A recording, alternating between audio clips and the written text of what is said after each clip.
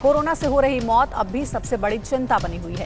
इस बीच महाराष्ट्र के अहमदनगर में एक महीने में हजारों बच्चों के कोरोना संक्रमित होने से तीसरी लहर की आशंका को लेकर डर बढ़ गया है।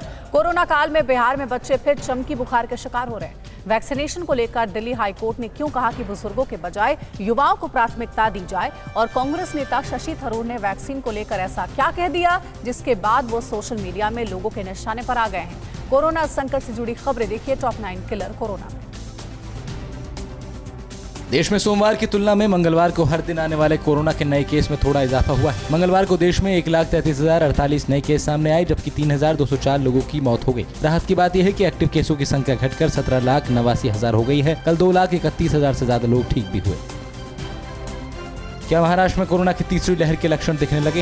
ये सवाल इसलिए उठ रहे हैं क्योंकि महाराष्ट्र के अहमदनगर में पिछले एक महीने में 8,000 से ज्यादा बच्चे कोरोना की चपेट में आ चुके हैं। मई महीने में 11% बच्चे कोरोना से संक्रमित हुए हैं, जिसमें 1 साल तक के 85 बच्चे, 2 से 12 साल तक के 2,694 बच्चे और 12 से 18 साल तक के 6,102 बच्चे शामिल हैं। इतनी बड़ी तादाद में बच्चों के संक्रमित होने के बाद राज्य सरकार अलर्ट हो गई है। राज्य में कई जगहों में बच्चों के अलग वार्ड भी बनाए गए हैं। बिहार में कोरोना संक्रमण की रफ्तार तो काफी कम हो गई है, लेकिन अब राज्य में एक बार बच्चों में चमकी बुखार के मामले आने लगे हैं। चमकी बुखार से हर साल सबसे ज्यादा प्रभावित जिला मुजफ्फरपुर में अब तक 4 बच्चों की मौत भी हो चुकी है। जिले में अब तक चमकी बुखार के 22 मामले आ चुके हैं। स्वास्थ्य मंत्री मंगल पांडे ने कहा कि इससे निपटने की तैयारी विभाग ने की है। चमकी बुखार पीड़ित बच्चों के इलाज के लिए स्पेशल पीकू वार्ड बनाया गया है।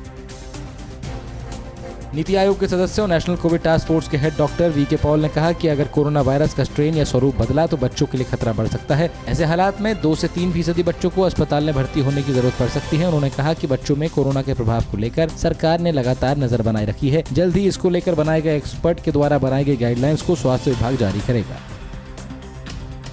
कोरोना काल में अनाथ हुए बच्चों को लेकर राष्ट्रीय बाल अधिकार संरक्षण आयोग ने सुप्रीम कोर्ट में मंगलवार को हलफनामा दाखिल कर पूरा ब्यौरा सौंपा। राष्ट्रीय बाल अधिकार संरक्षण आयोग ने ऐसे बच्चों के कल्याण और निगरानी के लिए 6 चरणों में योजना बनाई है। बाल स्वराज पोर्टल पर 9,346 प्रभावित बच्चों का डेटा अपलोड किया गया है, जिसमें माता पिता दोनों को खोने वाले 1,742 बच्चों का डेटा शामिल है, जबकि 7,464 बच्चों ने माता या पिता में से किसी एक को खोया है।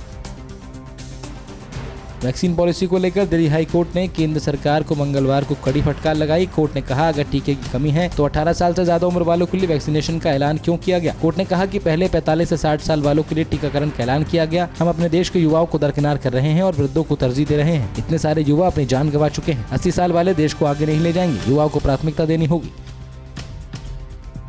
देश में वैक्सीन की किल्लत की बात को आईसीएमआर ने खारिज कर दिया है। आईसीएमआर ने कहा कि वैक्सीन की कोई कमी नहीं। जुलाई अगस्त तक हर दिन देश में 1 करोड़ लोगों को टीका लगाया जाएगा। जुलाई के मध्य और अगस्त तक देश में पर्याप्त वैक्सीन डोज होंगे। इस साल दिसंबर महीने तक पूरे देश का वैक्सीनेशन कर दिया जाएगा। वैक्सीनेशन को लेकर धैर्य रखने की जरूरत है। आईसीएमआर ने कहा कि वैक्सीनेशन को प्राथमिकता में रखते हुए इसकी रफ्तार 70% तक बढ़ानी होगी।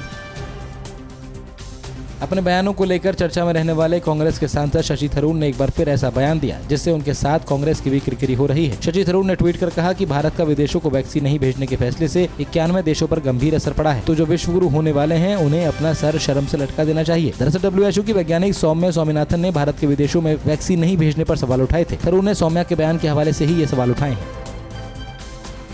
वैक्सीन पर मोदी सरकार को घेरने वाले शशि थरूर अपने पुराने ट्वीट को लेकर ट्रोल हो रहे हैं। दरअसल 16 मई को शशि थरूर समेत राहुल गांधी, प्रियंका गांधी समेत कांग्रेस के कई नेताओं ने ट्विटर के जरिए प्रधानमंत्री से पूछा था कि मोदी जी, आपने हमारे बच्चों की वैक्सीन विदेश क्यों भेज दी? राहुल और प्रियंका ने अपने ट्विटर प्रोफाइल की तस्वीर में इसी सवाल को लगाया था। अब social media users Shashi Tharoor से पूछ रहे हैं, क्या आप राहुल के खिलाफ विद्रोह करना चाहते हैं?